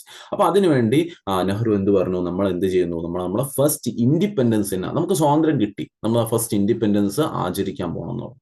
അങ്ങനെ നെഹ്റു പറഞ്ഞു ജനുവരി 26 1930 ആകുമ്പോൾ എല്ലാ ആൾക്കാരും ഇവിടെ വരണം, രവി നദിയുടെ തീരത്ത് വരണം. രവി നദിയുടെ തീരത്ത് വന്നിട്ട് എന്ത് ചെയ്യും? നമ്മൾ ഫ്ലാഗ് ഹോസ്റ്റ് ചെയ്യും. ഇന്ത്യയുടെ അക്കാലത്ത് ഇന്ത്യയുടെ എന്ത് ഫ്ലാഗ് ആണുള്ളൂ ആ ഫ്ലാഗ് നമ്മൾ ഹോസ്റ്റ് ചെയ്യുന്നു. അപ്പൊ ജനങ്ങളെല്ലാം എന്ത് കൂടുന്നു? രവി നദിയുടെ അടുത്ത് വരുന്നു, നെഹ്റു വരുന്നു, നെഹ്റു വന്ന് ഇന്ത്യയുടെ ഫ്ലാഗ് ഹോസ്റ്റ് ചെയ്തിട്ട് നെഹ്റു പോകുന്നു. അതിനുശേഷം ഇവിടെ കൂടുന്ന ജനങ്ങൾ എന്ത് ചെയ്തു? ഇവിടെ തന്നെ നിന്നിട്ട് ഭജനവും പാടി പാട്ടെല്ലാം പാടി ഇന്ത്യക്ക് സ്വാതന്ത്ര്യം കിട്ടിയെന്ന് പറഞ്ഞു ആഘോഷിച്ചുകൊണ്ടിരുന്നു. ഓക്കെ, ഇതാരറിഞ്ഞു? ബ്രിട്ടീഷേഴ്സ് അറിഞ്ഞു. ബ്രിട്ടീഷേഴ്സ് എന്ത് ചെയ്തു? ഓടി വന്നു. ബ്രിട്ടീഷേഴ്സ് ഓടി വന്നിട്ട് ഓർഡർ ഇട്ടു, ഇവിടെ ആഘോഷിക്കുന്ന എല്ലാവരെയും എന്ത് ചെയ്ത് കളയാ? വെടിവെച്ച് കൊന്നുകളയാ, അല്ലെങ്കിൽ അടിച്ചു കൊന്നുകളയാ. അങ്ങനെ ഇവരെല്ലാവരും എന്ത് ചെയ്യും? ഇവിടെ ഉള്ള ആൾക്കാർ മരിച്ചു പോകും. മരിക്കുന്ന തീയതി ജനുവരി 26 1930 1930. അപ്പൊ ഇങ്ങനത്തെ ഒരു ഇൻസിഡന്റ് എന്താണ് പിന്നെ ഇന്ത്യയിൽ അറിയപ്പെടാതെ പോകും. ഓക്കെ, ഇതിനൊരു ഇമ്പോർട്ടൻസ് കൊടുത്തില്ല, ഈ ഡേറ്റിന് ഒരു ഇമ്പോർട്ടൻസ് കൊടുത്തില്ലെങ്കിൽ പിന്നെ വരുന്ന തലമുറ എന്താണ്? ഇതിനെക്കുറിച്ച് അറിയാതെ പോകും. ഈ ആൾക്കാർ ജീവൻ കൊടുത്തത് ഇതിനെക്കുറിച്ച് എന്താണ്? ഒരു അർത്ഥമില്ലാതായി പോകും. അതുകൊണ്ട് കോൺസ്റ്റിറ്റ്യൂന്റ് അസംബ്ലി തീരുമാനിച്ചു നവംബർ 26 1949 തയ്യാറാക്കി. അന്ന് തന്നെ വേണമെങ്കിൽ ഇന്ത്യക്ക് റിപ്പബ്ലിക് ഡേ ആചരിക്കാം. നമ്മളത് ചെയ്തില്ല. നമ്മൾ പറഞ്ഞു ഈ ഇൻസിഡന്റ് എന്താണ്? അറിയണം, ഭാവി വരുന്ന ജനറേഷനെങ്കിലും ഇത് അറിഞ്ഞിരിക്കണം. അതുകൊണ്ട് നമുക്ക് ജനുവരി 26 1950 വരെ വെയിറ്റ് ചെയ്ത് നിന്നിട്ട് നമുക്ക് എന്ത് ചെയ്യാം? അനൗൺസ് ചെയ്യാം India is A republic country, അല്ലെങ്കിൽ ഇന്ത്യക്ക് കോൺസ്റ്റിറ്റ്യൂഷൻ റെഡി ആയിട്ടുണ്ട്. ഇപ്പൊ നോക്കുക, അതെന്തുകൊണ്ടാണ്? ഇപ്പൊ ഇങ്ങനെ ഒരു ഡേറ്റ് ഇങ്ങനെ 2 മാസം കഴിഞ്ഞിട്ട് നടത്തിയോണ്ടാണ് ഈ ഡേറ്റിന്റെ ഇമ്പോർട്ടൻസ് ഇപ്പൊ നിങ്ങൾ പഠിക്കുന്നത്. അല്ലെങ്കിൽ ഇതുവരെ നിങ്ങൾ എന്താണ് ഇത് പഠിച്ചിട്ടില്ല, ചെറുതി പഠിച്ചത് നിങ്ങൾക്ക് ആർക്കും ഓർമ്മയില്ല. ഓക്കെ, ഈ പൂർണ്ണ സ്വരാജ് എന്ന് പറയുന്ന ഇൻസിഡന്റ് നടന്നതും ഇത്രയും ആൾക്കാർ മരിച്ചതും ഒരു ഇൻസിഡന്റ് ഇന്ന് നമ്മൾ ഓർക്കാൻ കാരണം ബിക്കോസ് അവർ ഈ ചടങ്ങ് മാറ്റി വെച്ചുകൊണ്ടാണ്. ഇതിന് വേണ്ടി തന്നെയാണ്, എന്ന് വെച്ചാൽ ഫ്യൂച്ചർ ജനറേഷൻ അറിയണം ഇങ്ങനെ ഒരു സംഭവം നടന്നിട്ടുണ്ടെന്ന്. അതിന് വേണ്ടിയിട്ടാണ് ഈ ഡേറ്റ് എക്സ്റ്റെൻഡ് ചെയ്തത്.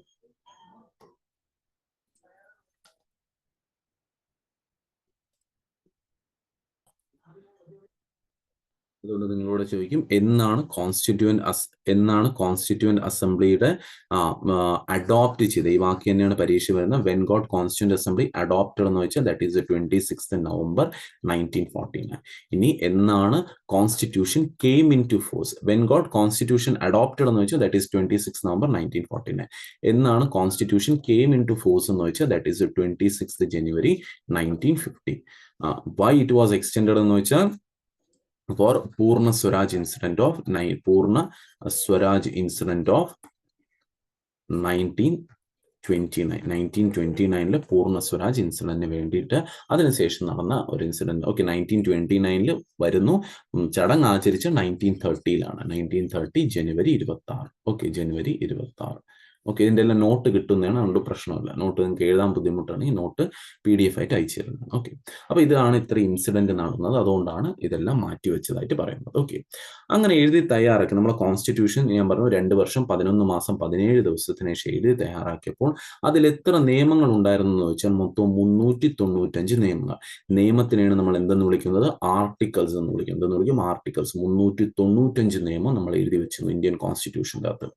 ആ നിയമത്തിനെല്ലാം നമ്മൾ നോക്കുക, ഒരു ബുക്ക് വാങ്ങിക്കുമ്പോഴത്തേക്ക് ആ ബുക്കിൽ കാണും, ഓക്കെ, ഫസ്റ്റ് ഇൻഡെക്സ് എടുത്ത് നോക്കുമ്പോൾ അതിൽ ഇൻഡെക്സ് നോക്കുമ്പോഴത്തേക്കും അതിൽ കാണും chapter 1, okay, chapter 1, chapter 2, okay, chapter 3, ഇങ്ങനെ പറഞ്ഞ എന്താണ് അതിന് സെക്ഷൻ ഇങ്ങനെയായിട്ട് ചാപ്റ്റേഴ്സ് നമ്പർ ഇട്ട് കൊടുക്കും.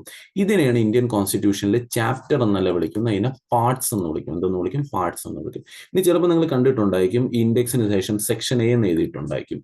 ആദ്യത്തെ 4 ചാപ്റ്റേഴ്സ് സെക്ഷൻ എ, അത് കഴിഞ്ഞിട്ട് വീണ്ടും സെക്ഷൻ ബി എന്ന് പറഞ്ഞിട്ട് അടുത്തൊരു 4 ചാപ്റ്റേഴ്സ്, അങ്ങനെ സെക്ഷൻസ് ആയിട്ട് ഡിവൈഡ് ചെയ്യും. ഇന്ത്യൻ കോൺസ്റ്റിറ്റ്യൂഷനെ അങ്ങനെ സെക്ഷൻസ് ആയിട്ട് ഡിവൈഡ് ചെയ്തിട്ടുണ്ട്. അതിനെയാണ് ഷെഡ്യൂൾസ് എന്ന് പറയും. എന്തെന്ന് പറയും? ഷെഡ്യൂൾസ് എന്ന് പറയും. അപ്പൊ ചാപ്റ്റേഴ്സിന് നമുക്ക് എന്തെന്ന് വിളിക്കാം? പാർട്സ് എന്ന് വിളിക്കാം. ഈ സെക്ഷൻസിന് നമ്മൾ എന്തെന്ന് വിളിക്കും? ഷെഡ്യൂൾസ് എന്നാണ് നമുക്ക് വിളിക്കാൻ പറ്റുന്നത്. ഓക്കെ, അങ്ങനെ ഇന്ത്യൻ കോൺസ്റ്റിറ്റ്യൂഷൻ തയ്യാറാക്കിയപ്പോൾ 395 നിയമങ്ങൾ അല്ലെങ്കിൽ 395 ആർട്ടിക്കിൾസ് ഉണ്ടായിരുന്നു. എത്ര ചാപ്റ്റേഴ്സ് ഉണ്ടായിരുന്നു അല്ലെങ്കിൽ എത്ര പാർട്സ് ഉണ്ടായിരുന്നു എന്ന് ചോദിച്ചാൽ ടോട്ടൽ 22 പാർട്സ് ഉണ്ടായിരുന്നു. 22 പാർട്സ് ഉണ്ടായിരുന്നു. എത്ര ഷെഡ്യൂൾസ് ഉണ്ടായിരുന്നു, എത്ര സെക്ഷൻസ് ഉണ്ടായിരുന്നു എന്ന് ചോദിച്ചാൽ 8 സെക്ഷൻസ് അല്ലെങ്കിൽ ഷെഡ്യൂൾസ് ഉണ്ടായിരുന്നു. പരീക്ഷ ഇരിക്കുമ്പോൾ കൺഫ്യൂഷൻ വരും, പാർട്സ് ഏത് ഷെഡ്യൂൾസ് ഏതെന്ന്. ഓർത്ത് നോക്കിയാൽ ഷെഡ്യൂൾസ് എസ്സിനെ നമുക്ക് എഴുതിയിട്ട് എന്താക്കാൻ പറ്റും? ഒരു 8 പോലെ നമുക്ക് ആക്കാൻ പറ്റും. അപ്പൊ ഷെഡ്യൂൾസ് എപ്പോഴും എത്രയായിരുന്നു? ഷെഡ്യൂൾസ് വേറെ 8 ഇൻ നമ്പർ. പാർട്സ് ആയിരുന്നു ഏതെന്ന് പറയുന്നത്?